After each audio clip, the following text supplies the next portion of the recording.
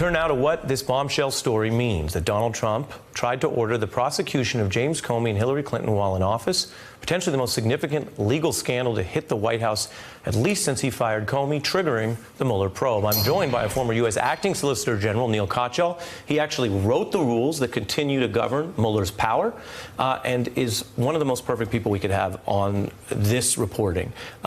Neil.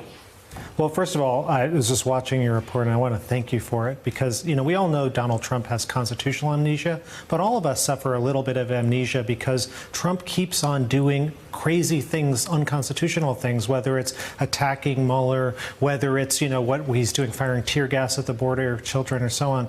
And it's hard for us to remember this New York Times article from last week, which is, you're absolutely right, a bombshell. I mean, when I've been at the Justice Department twice, both times there was one thick red line you knew never to cross, which is to allow the White House any input into criminal prosecutions. Why? Because the power of a prosecutor is so awesome, so mighty. I mean, they're literally putting people in jail.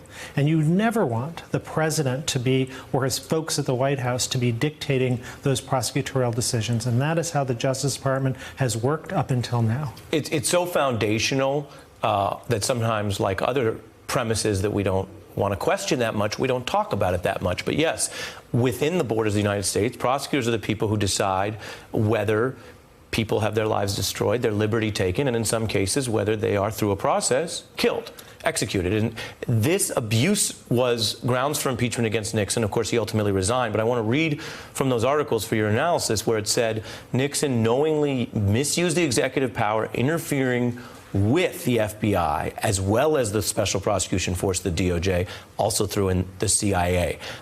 How does that quasi-precedent, if you will, govern analysis of what's been exposed about Trump here? Yeah, no, you're exactly right. There are two precedents, really, for what Trump is doing.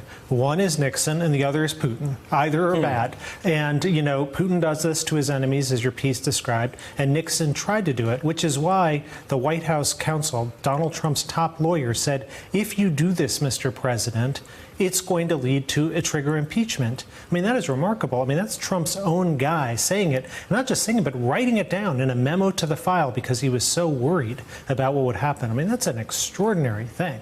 You mentioned White House counsel McGahn. Who are the people that are supposed to check a president? So there's two people really at the top of this. That's the White House counsel, the top White House lawyer, and the Attorney General. Now, both of those people have been removed by Trump, Jeff Sessions and Don McGahn.